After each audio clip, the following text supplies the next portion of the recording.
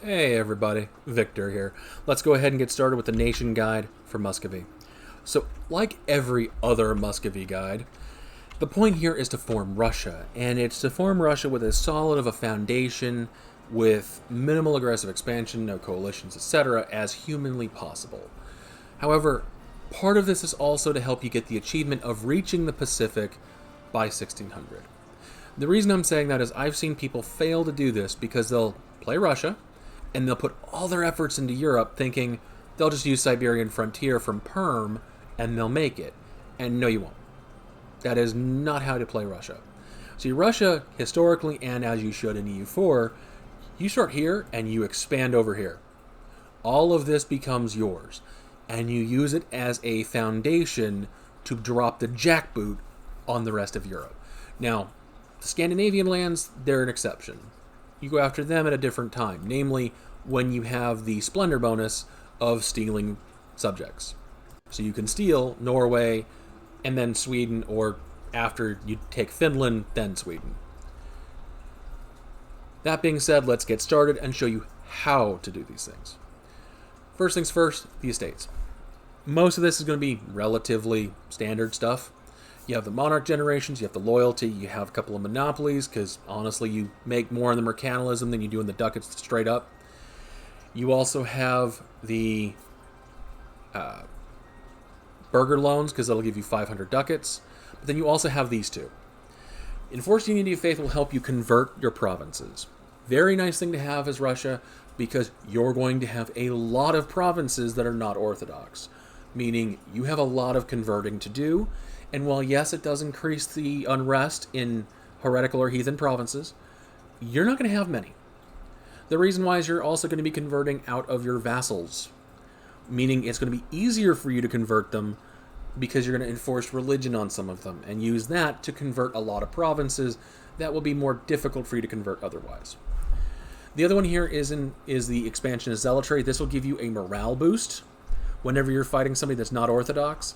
The only person here that is actually a concern that's Orthodox, because if you look at the map, there are some, but Wallachia, Moldavia, not a threat. Serbia and Herzegovina, not a threat. Caucasus, not a threat. Byzantium, unless they somehow survive the Ottomans, are not a threat. Novgorod is it.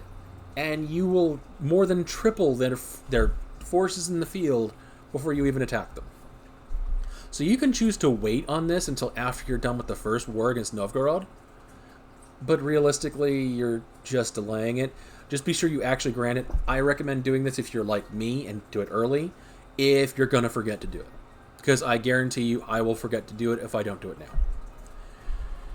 Also with the Cossacks, give the recruit Cossack leaders. This is an amazing thing to have. It'll get you better generals and more morale over the long haul. Even during absolutism, you might want to consider keeping this around. The other ones I want to talk about, because I don't really talk about Cossacks a lot, the exploration expeditions and the prime herding rights. You do this mid-game when you're actually deving your steppe lands. You see steppes, they add 20%, and if you look at where they are all over the place down here, and they're going to be all over the place over here. Meaning you have a lot of land that you can develop and play tall with as Russia. Don't be afraid to.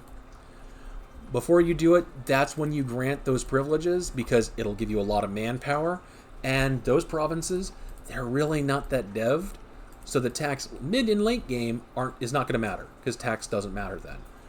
Early on, though, tax matters, and you'd rather have the tax than the manpower. Then you have the Cossack regiments. The only thing I want to talk about the Cossacks is they're kind of like Streltsy. Instead of Streltsy giving you the fire damage, you get shock damage. They also increase the ability cost the more you have of them you have.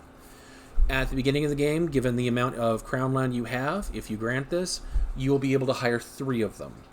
They can be both infantry and cavalry.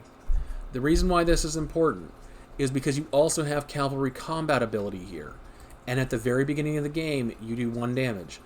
Between this, the 10% here, and the combat ability, they will be doing 1.25 damage. That is a ton. Meaning your cavalry are very, very, very lethal if they're Cossacks.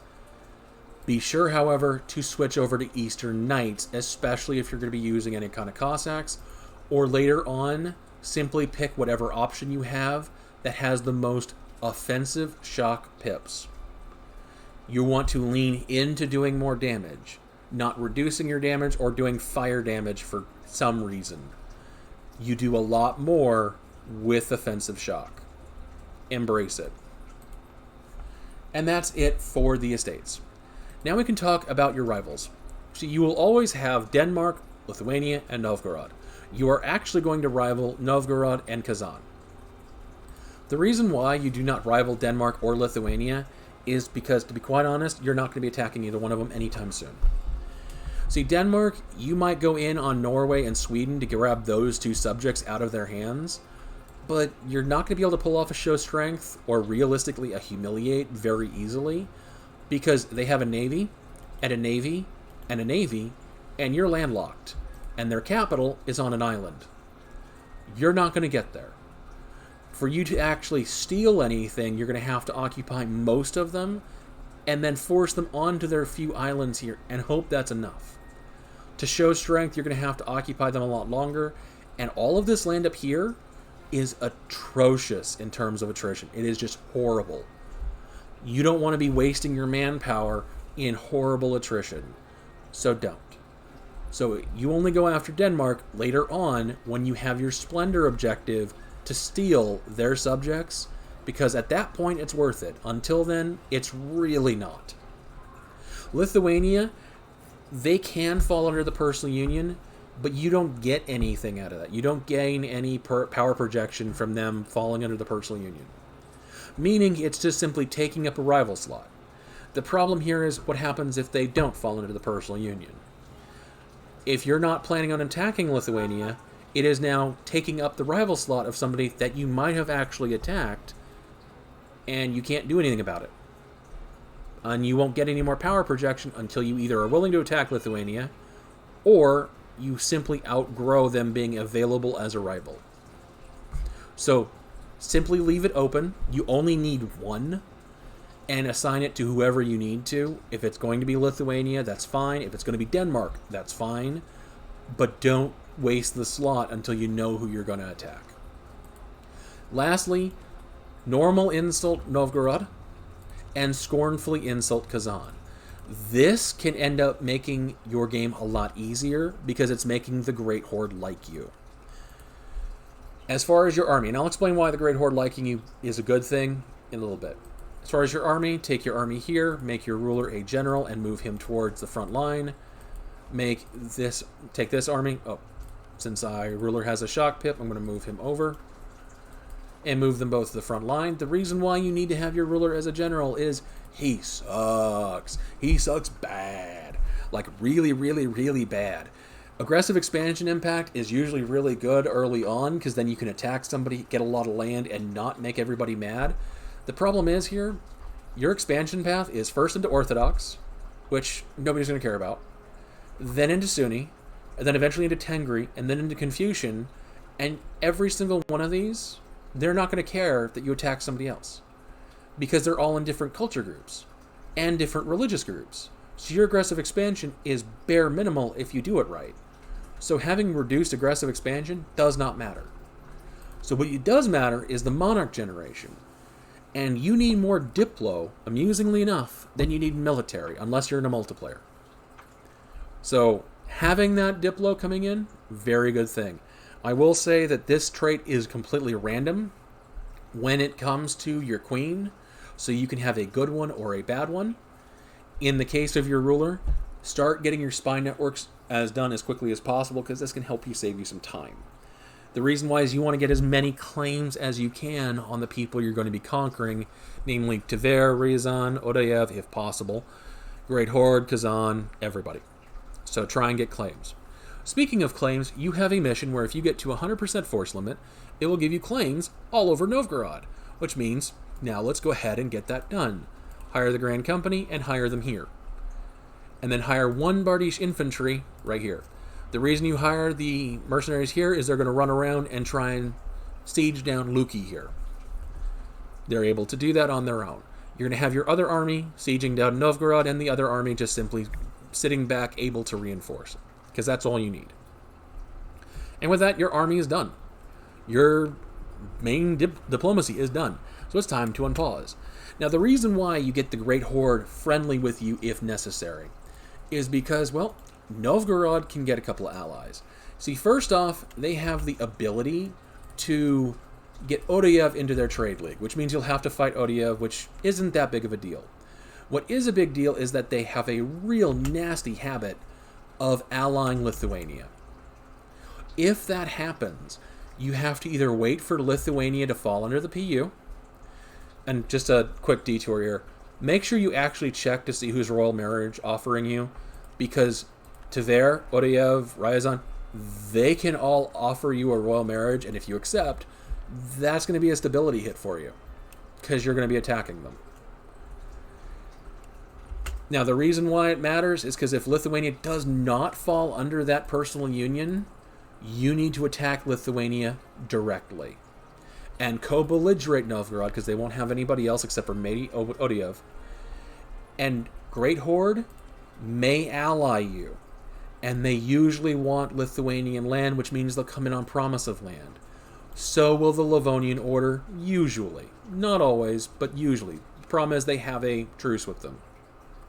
So you have at least one ally that is willing to come in, and Lithuania will devote their efforts to pummeling the Great Horde.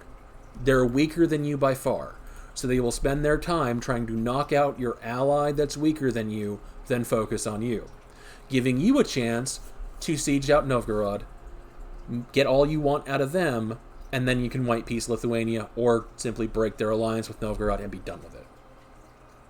So making sure the Great Horde is nice to you, good thing to have. Now, I am ready at this point to attack. I just need to make sure the actual claims are there. There we go. I'm going to go after Novgorod. Now, I can co-belligerate Odeyev as well as Tver. Here's the problem. Don't do it. The reason why is because taking out Odeyev without a claim, that's going to be expensive, but it can be tolerable. Taking out all of Tver's land as well without a claim is a problem. It's not aggressive expansion that's the problem, it's coring cost. So you need to actually make sure you don't overextend yourself when it comes to admin points. This is why you leave the focus on admin. So at this point, I'm going to go ahead and pause the recording and finish this up, because it's going to take me a bit. During this fight, get as many claims as you can on Tver, on Ryazan, focus on the Great Horde, and Kazan. The reason why is these are your early expansions. First Novgorod and Odeyev, and then the rest of them. So I'm going to go ahead and pause it here. I'll see you guys soon. And welcome back. So, war's over. I didn't actually have to fight a battle, and I would recommend you not either. Save your manpower. Your vassals will usually end up fighting them and knocking them around quite a bit. The nice thing about this is that it weakens your vassals, making them more loyal, and at the same time weakens Novgorod to the point where they really can't do anything now or in the future. As far as the peace deal, you're taking all of this. And just to say it, make sure you actually do this as a conquest war. The reason why is if you don't, you're not able to take all of this. On top of that, you're going to be paying over 100 Diplo points to actually do this, as much as you can anyway. So make sure you do conquest. The reason why is you do have a core over here that you can grab, but realistically not worth it. Grab some money and piece them out. Every so often, Novgorod will end up guaranteeing Tver over here. In this case, they did not. If they do, absolutely declare on Tver, making Novgorod defend them and punch Novgorod for some more money. That is basically what Novgorod is now. They are your bank. You are not actually having to do much beyond that. Just keep punching them for money. I believe it is only Tver. I didn't look. Yep, only Tver. So this is going over quickly. During this, go ahead and core everything up. If you want to concentrate development, you can. I do not, because realistically, I want Novgorod to have development behind it, because I want to be pushing this higher. Otherwise, I'm going to have to dev it myself. I would rather keep the dev where it is and move from there. Now, I did forget to do this before, but absolutely go through and consecrate metropolitans in here. You can do 3 at the start. You will be able to get one more out of Novgorod once you get a little bit more dev there. I think it's 4 more dev, meaning you're able to get more. The higher this is, the more easily you can convert things. So push it as high as you can, and then on top of that you can grab these, which will make it easier for you to fight. So at this point, I'm waiting on Tver. As you can see, or at least you probably saw, the Great Horde ended up attacking Ryazan, wanting land, because it was actually a tribal feud or whatever it was, because they're a horde. They usually don't take land. Why they don't, I don't know. I don't know why the code is like that, but it's just not like, it's just, they're not going to do anything. If they end up taking land, it's not the end of the world. If they don't, go ahead, walk down here. You should be able to take them. Oh, looks like they did do something. They vassalized them. Either way, if they do vassalize them, that's, again, not the end of the world. You'll be able to get Ryazan later. You only need it because, well, it's actually required you get Ryazan or Smolenskas, which is over here, to form Russia. So you'll get that eventually. You don't need to rush. The next person you're going to go after is Kazan, so I'm going to get on their border.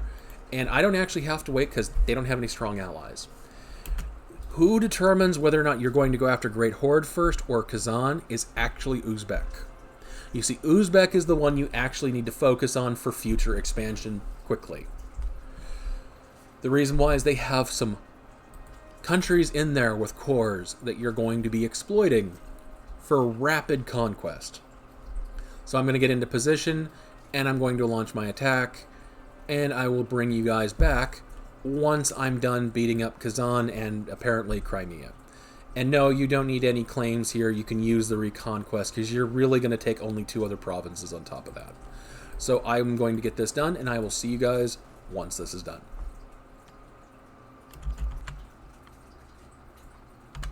And welcome back. So, war's over, and time to peace out Kazan.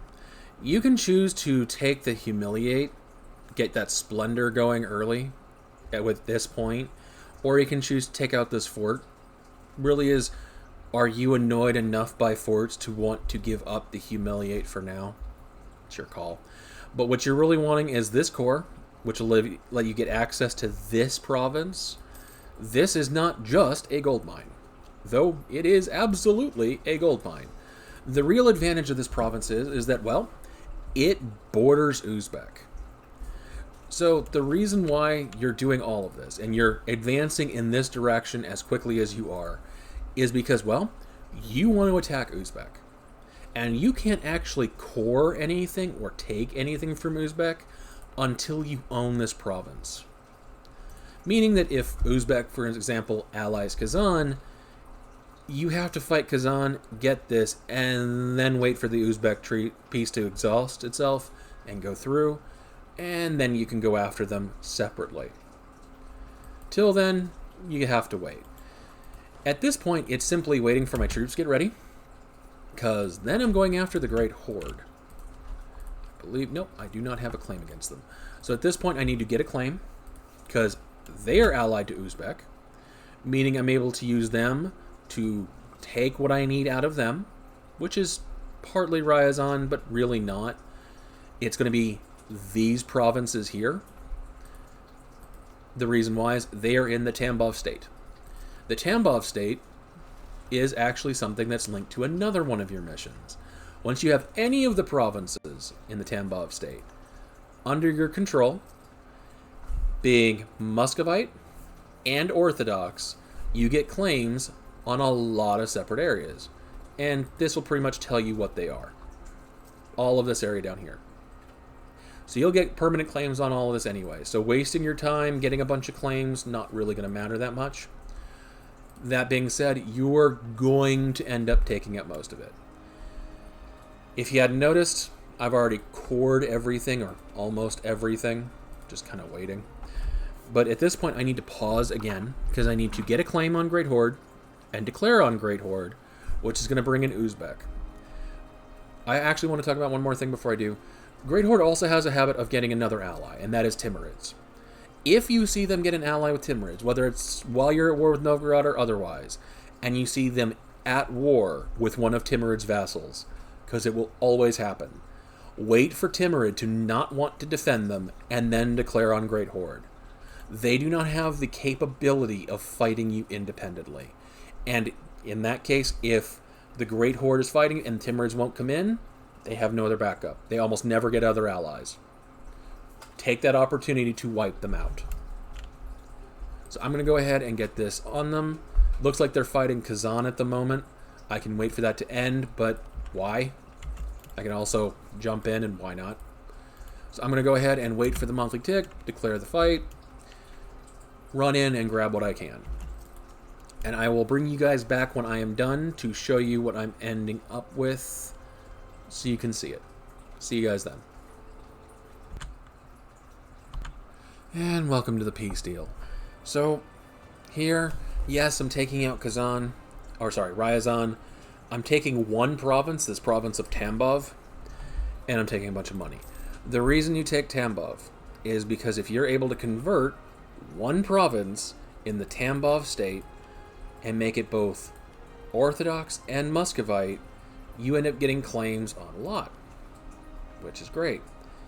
The reason why you take Tambov is quite simply, it's Mishar, as is Kasimov, which means you're able to, between the two of them, once they're both stated, embrace Mishar. And if you look at what's penalizing you here, you're almost there. I have a conversion guy, so you'd be at minus 2.1. You are no longer a territory, you're almost there, and then once it's an accepted culture, you have almost plus 2% as missionary strength. Meaning you're able to convert this without religious ideas, without needing to bother with it. So I'm going to go ahead and load up a multiplayer game I was playing where I was Russia and show you what the idea here is for taking this land here. And I'll show you now what the general idea is. You're going to go down here and you're going to release Sibir and you're going to release Kazakh. Now, are you doing this right now? No, because you're able to integrate some people, so you're going to integrate Perm, and you're going to integrate Yaroslavl. This will keep them from being a problem. But I'm going to show you what I'm talking about in just a second. So I'll be right back, and I'll show you the end result. And hey, everybody. So this is the multiplayer game I was talking about. I was playing Muscovy. And you can look here and see generally what I did. So Novgorod is still up here for other reasons. Took Norway, but down here is where it really matters. You see, I have Astrakhan. And Astrakhan has a bunch of cores. And you feed them their cores. And once that's done, you can convert them to Orthodox, convert their lands, and then integrate them. Didn't do it in the multiplayer, but you can do that. Sibir here and Kazakh are the pretty much 90% of what Uzbek is. That's all it is. After you're done with Sibir, and by the way, if you look, you have other missions here that I did. Kazan is also one of my subjects. It gives me claims into Oirats. And this is what you do. Once you get to this point, you then time what Ming probably will have. Kind of difficult to say that, but at the same time, you're timing it. Ming will usually be able to embrace around 1510 to 1530, a new mandate thing, whatever you want to call it, the reforms or whatever it is. The reason this is important is because then their mandate will tank. Once that happens, their manpower, their fire damage, all of that gets really bad for them. Now, as of right now, their army size is equivalent to mine. Just each other. When I add in all of my vassals, I outnumber them by a lot. I have better quality than them because, again, I would have the right privileges and everything else, and, again, great ideas. So what you do is you time it, you attack Oirat because you have a claim on them, and if Ming ended up beating them, they will come in, you beat Ming, you take money out of them, and then you stretch through Oirat. So I'm going to go ahead and unpause this so I can show you what I'm talking about. Now, you will probably not be in the Age of Discovery when this happens. It was a little late to spawn for us in the game, so you probably will not have that. Give me 1 second, I gotta pull this guy back.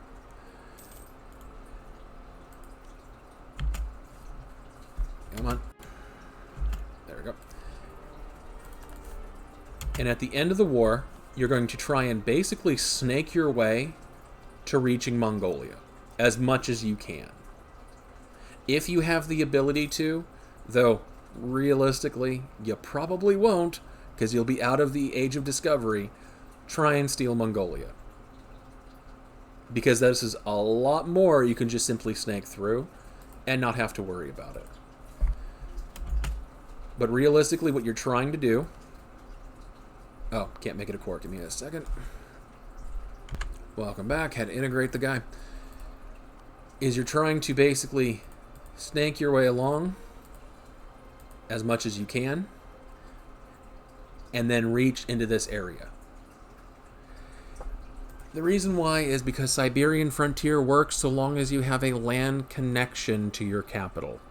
So even if you get stopped, you can still Siberian frontier all the way to here, meaning there's not much for you to go. And I have about another 90 years at this point. This is how you do that. As far as Ming is concerned, if their manpower is being hit, if they're taking increased damage, everything else, if you notice, they hired a lot of soldiers, but they have no manpower remaining. I have half the number of men, but I have a couple of advantages of my own. Mainly, try and get your professionalism up. I was pretty bad about it. But you'll be fine. Realistically, if Ming has increased damage taken, they're not going to survive it. They're just not, especially if you're using Cossacks. And that's all it is. Expand yourself to the east. Start integrating vassals. As I did, I integrated Siberia, so I can't show it. But with, say, Kazakh here, you can enforce religion. They're not going to be disloyal. Which means you can now go in here and convert them in here significantly easier because all of these lands are Kazakh. Meaning this is an embraced culture and I don't have to pay the penalty of it not being in my embraced culture because I'm doing it for my vassal. Because of this, they do not have the increased unrest from my policy. Meaning this idea here, if I didn't take it here, is able to allow me to convert easier without any kind of difficulty. So, that's all it is. I hope this helps. I hope this makes it so you guys are able to form Russia, dominate your games, and have a lot of fun creating your own Warsaw Pact. If you like this kind of content, like and subscribe. I will be making more of it. If you want a specific mechanic or a nation covered, let me know in a comment below or join my Discord and let me know in there, because I have a list on there of what I'm doing, and trust me, yes, I know you guys want Granada. I will be doing it. I just haven't gotten to it yet. But, thanks for watching. I hope you all have a wonderful day.